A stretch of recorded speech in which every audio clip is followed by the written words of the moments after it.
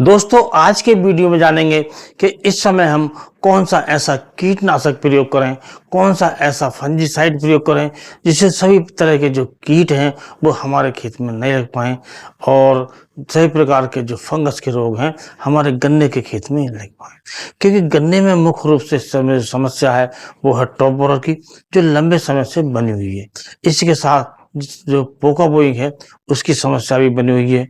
तो इन दोनों समस्याओं पर मुख्य रूप से ऐसा कौन सा कीटनाशक है, कौन सा फंजीसाइड है जिससे हमारा जो रोग है पूरी तरह नष्ट हो जाए और हमारा जो गन्ना है लगातार विकास करता रहे और हमें बार-बार दवाएँ लगाने का प्रयोग न आवश्यकता पड़े।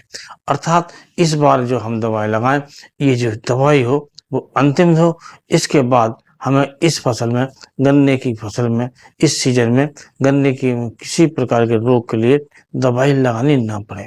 क्योंकि दोस्तों, जब से हमारे किसान भाइयों ने गन्ने की बुआई की है, तब से बार-बार दवाई लगा रहे हैं।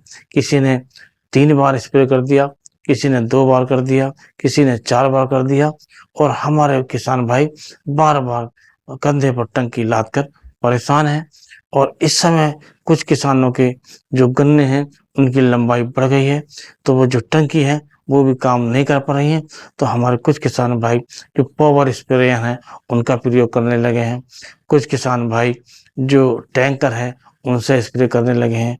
कुछ किसान भाई ऐसे भी हैं जो ड्रोन का स्प्रे कर रहे हैं और ड्रोन से अपने खेत में स्प्रे कर रहे हैं और बार-बार स्प्रे करने से काफ़ी परेशान हैं।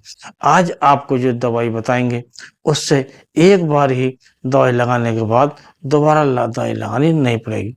ये जो गन्ने का सीज़न है, ये पूरा चला जाएगा और इस सीज़न में आपको दोबारा दवाई लगानी नहीं पड़ेगी, क्योंकि इसमें एक कीटनाशक होगा और दूसरा जो होगा वो फंजीसाइड होगा। तो जो गन्ने का मुख्य रूप से इस समय जो समस्याएँ हैं, 2 समस्याएँ हैं। एक है टॉप बोरर की समस्या जो लंबे समय से बनी हुई है और दूसरी है पोका बोइंग की समस्या जो भी इस समय बनी हुई है। क्योंकि जब बरसात स्टार्ट होती है तो पोका बोइंग की जो समस्या है हमारे खेत में आती है, जो इस समय भी बहुत से खेतों में दिखाई दे रही है। तो इसलिए आज इस वीडियो को आप पूरा देखिएगा ताकि पूरी जानकारी मिल सके और आप गन्ने में बार-बार दवाई लगाने की जो झंझट से निजात पा सकें। तो अब बात कर लेते हैं, ये जो कौन-सी दवाई है जिससे हमारा जो खेत है लंबे समय तक सुरक्षित रहेगा।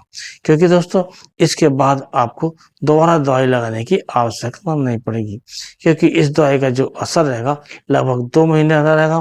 क्योंकि ये जो महीना चल रहा है, अगस्त का चल रहा है, इसके बाद सितंबर आएगा। 2 महीने यदि हमारे कंट्रोल हो गए, 2 महीने हमारे कट गए, तो मान लीजिए आपको दोबारा दवाई लगाने की आवश्यकता नहीं पड़ेगी। क्योंकि इसके बाद जो महीना आएगा, अक्टूबर का आएगा और अक्टूबर में थोड़ी-सी ठंड शुरू हो जाती है और ठंड में सभी जानते हैं जो तरह-तरह के जो कीट हैं वो नष्ट हो जाते हैं और हमारी फसल में वो कीट देखने को नहीं मिलते हैं। इसी प्रकार जो फंगस है वो भी देखने को नहीं मिलती है।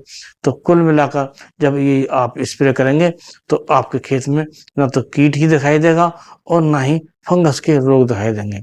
तो आप इस दवा को ध्यान से सुनिएगा। और ये जो दवा है, पहली दवा हम बता रहे हैं कीटनाशक। कीटनाशक आपको लेना है क्लोरांट्रानिलिप्रोल जो 18.5% होती है। इसकी जो मात्रा आपको लेनी है, ये लेनी है 60 ml प्रति एकड़। और दूसरा लेना है लेम्डासाइलोथ्रिन। लेम्डासाइलोथ्रिन जो 5% आता है, उसकी मात्रा आपको लेनी है 500 ml प्रति एकड़। ये दोनों हुए कीटनाशक। और उसके बाद बात आती है फंजीसाइड की। तो फंजीसाइड में या तो आप जो आता है कार्बेंडाजिम मैनकोजेब, जिसमें कार्बेंडाजिम होता है 12% और मैनकोजेब होता है 63%। इसे आप लगा सकते हैं और इसकी जो मात्रा आपको लेनी है वो लेनी है 500 ग्राम प्रति एकड़ के हिसाब से।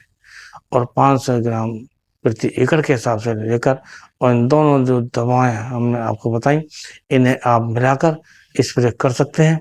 और यदि आपने ये जो 2 कीटनाशक हुए और एक हुआ फंजीसाइड, इन तीनों दवाओं को मिलाकर आप अपने खेत में, गन्ने की फसल में एक समान मात्रा में सही समय पर स्प्रे करते हैं तो आपके खेत में ना तो कीट दिखाई देंगे और ना ही फंगस का रोग दिखाई देगा। यदि जानकारी पसंद आई हो तो वीडियो को लाइक कीजिए, दोस्तों में शेयर कीजिए और चैनल को सब्सक्राइब करके अवश्य जाइएगा, क्योंकि दोस्तों जब आप चैनल सब्सक्राइब करते हैं तो हमारा साहस बढ़ता है और नए नए वीडियो बनाने के लिए हम प्रेरित होते हैं। तो आज के वीडियो में बस इतना ही। अगले वीडियो में नए टॉपिक के साथ फिर मिलते हैं। तब तक के लिए नमस्कार।